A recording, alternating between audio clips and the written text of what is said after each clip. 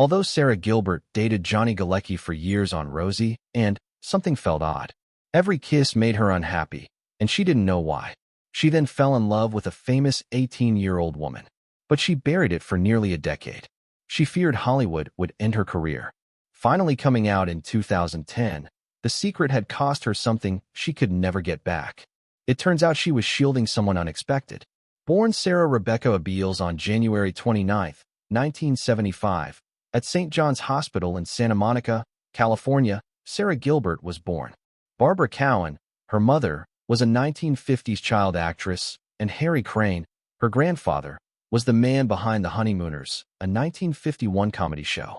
Sara was born into showbiz, but with complications. Her mother married Paul Gilbert, a vaudeville star and World War II pilot who adopted Barbara's two children, Melissa and Jonathan. That marriage ended in 1972. Paul Gilbert committed suicide February 13, 1976. The family hid this for decades, initially claiming he died of a stroke. Sara was just over a year old. Sara saw the attention on her older half-sister Melissa, who starred in Little House on the Prairie, aged 6. Melissa got a Hollywood Walk of Fame star at 21, but Sara watched from the sidelines. She once said she wanted to act because she was jealous of Melissa's set presence. Sara acquired the surname Gilbert at 9 in 1984, symbolizing her connection to the legacy. Melissa and Jonathan, Sara's siblings, were not biologically linked, but were part of a convoluted, high-profile family. Sara made her film debut in a Kool-Aid commercial at 6. Calamity Jane, a 1984 CBS TV movie, was her acting debut 3 years later as Jean. Her mother's insistence on normalcy kept her in school, unlike many young actresses. Barbara, her mother, protected her from the industry. Barbara, a Hollywood veteran and production company owner, enrolled Sara in public school and kept her out of trouble. A steady hand made all the difference. In 1988, everything changed. Sara auditioned for Roseanne and played Darlene Connor, the caustic tomboy middle child who became a fan favorite. She had been rejected for a Facts of Life reboot. Roseanne felt good. She stated teasing her sister Melissa as a child gave her the comedic timing she required for the job. It works. In the show's original run, she received 2 Emmy nods for her realistic portrayal. Sara continued her study after becoming a TV celebrity. She attended Yale University in 1993 while working on Roseanne from 1993 to 1997. Even though she was in Connecticut for classes, production filmed her sequences in New York. She earned a degree in art with a photography specialization in 1997, the year Roseanne concluded. Sara never knew Paul Gilbert, but his death had a silent, enduring impact on her. Her sister Melissa learned of Paul's suicide in 2009. He committed suicide at 57 after suffering long-term battle injuries. The tale was kept secret for decades. Barbara had a double identity. Her professional names changed over time. Barbara Crane, Barbara Abeles, Barbara Cowan, to separate work and family. She always wanted to protect Sara, and it showed. Sara's childhood was more stable, safe, and grounded than Melissa's, which was media-driven. In 1988, Sara featured in the ABC Weekend special Runaway Ralph. The same year, she landed Roseanne. She was a young professional. Her role opposite Fred Savage and based on Beverly Cleary's book prepared her for what was to come. When Roseanne struck, everything accelerated. Her 1988 to 1997 performance as Darlene changed TV teens. The show went deep. The 1991 season 4 Darlene fades to black character struggled with despair. Sara managed school, scripts, and expectations while maturing. Season 4 brought her connection with Johnny Galecki's David Healy. It added emotional depth to the show, especially when John Goodman's Dan confronted them. The scenes were realistic. Fans recall the tension when Dan spotted Darlene and David kissing. Not just good acting. It resembled father-daughter conflicts in American houses. Sara was performing and refining her role by season 6, 1993 to 1994. She altered the plots to include feminist and real-world topics. This led to unlimited creative control. She earned $300,000 each episode as star and executive producer in the 2018 Roseanne revival. Even in the first series, she shaped writing. Her character read a poem in 1989 that showed her anguish underneath the snark. The poem said, "Too short for quarterback, too plain for queen." A nerve was touched. She wrote the 1992 episode Don't Make Me Over. She played significant film roles between TV roles. She played a segregated Georgia girl who befriends a black guy hiding in the woods in Sooty and Simpson alongside Louis Gossett Jr. in 1990. The film addressed prejudice and abuse and won her a Young Artist Award. She and Drew Barrymore starred in Poison Ivy in 1992. The film bombed in theaters but became a cult classic, more so on cable. Gilbert played Sylvie Cooper, a sheltered girl Barrymore's menacing character steadily twisted. Her performance got her an Independent Spirit Award nomination, but it wasn't easy. The 1997 Roseanne finale split viewers. It revealed most of Season 9 was fictitious. Dan died, couples were exchanged, and the lottery win never happened. Fans felt betrayed. Sara later said the show should have ended with Season 8. The 2018 reboot removed the ending. Dan lives again.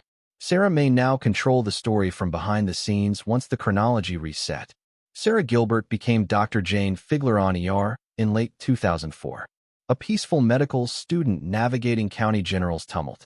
She was famous for playing Darlene on Roseanne, although the writers never allowed her much screen time. She appeared in and out of episodes for 3 years without a storyline until a surprising twist.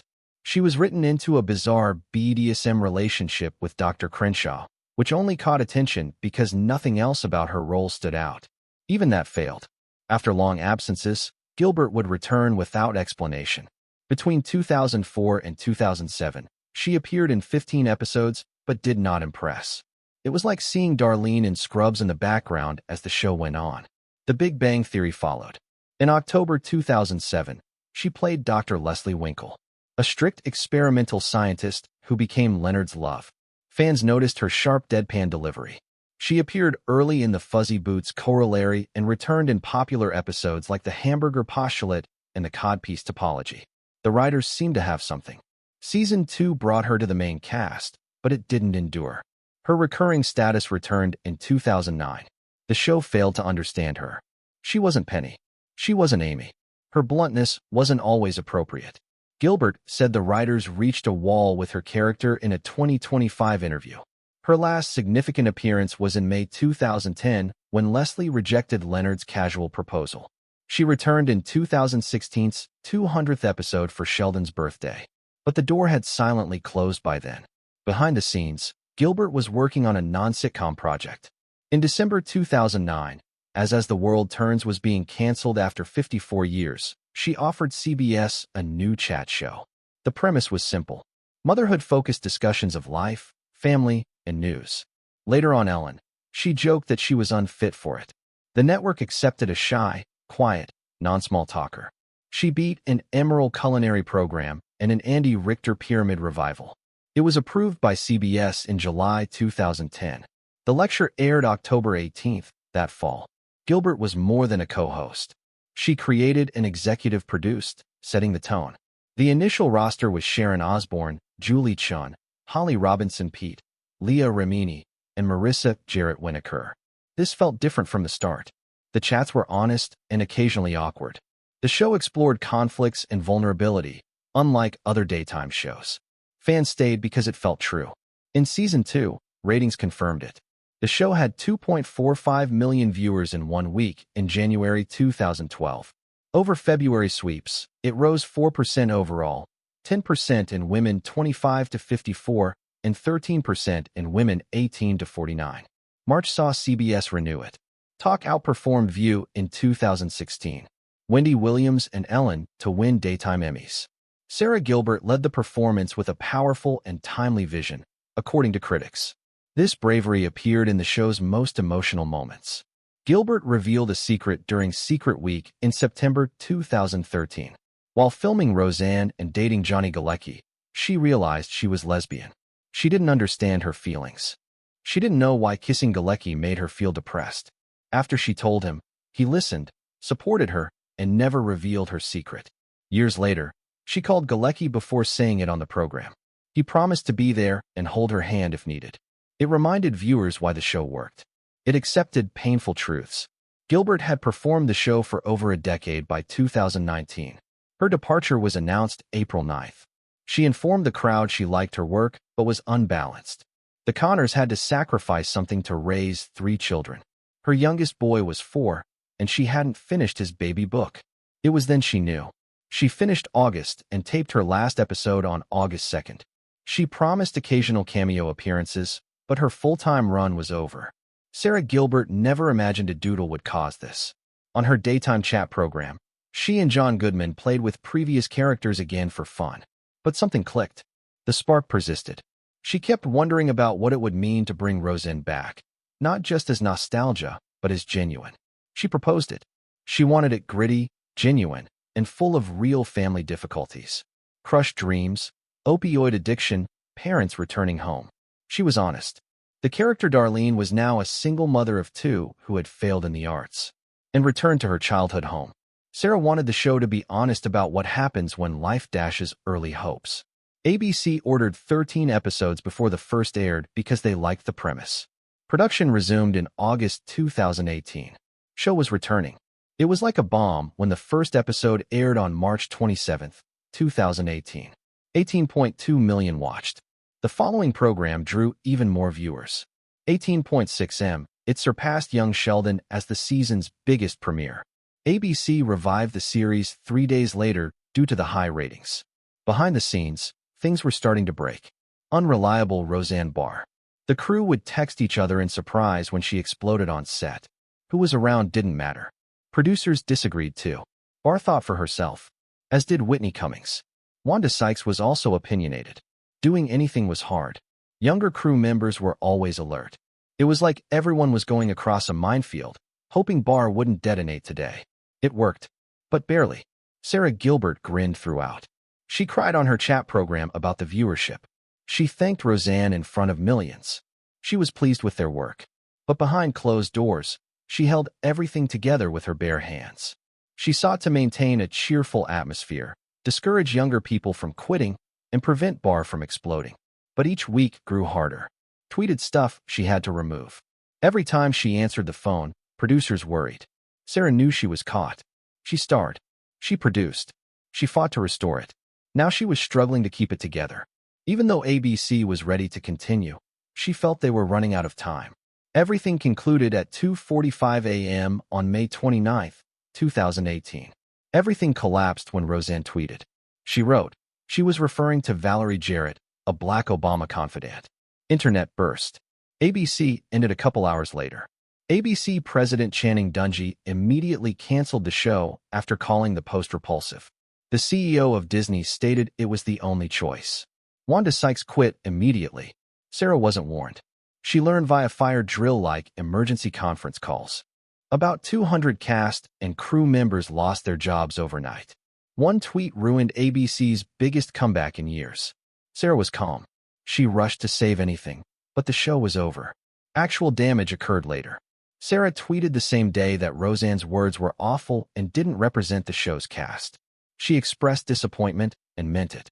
Some days later, she told The Talk that she supported ABC's decision and grieved for the crew's loss. No, Roseanne didn't forgive her. Next year, accused Sara of wrecking her life in an interview. She said it went beyond betrayal. It was venom. Barr repeated in 2023 that Sara stabbed her in the back and used her talk program to be horrified by her prejudice. Meanwhile, ABC premiered The Connors that year. The spin-off continued without Roseanne. Sara continued as executive producer and star. Roseanne got nothing. The Connors premiered on October 16, 2018, but something was missing. Roseanne. After Roseanne Barr's racist comment, the revival was canceled a few months ago. Sara Gilbert took on a lot. She had to continue the series without its star.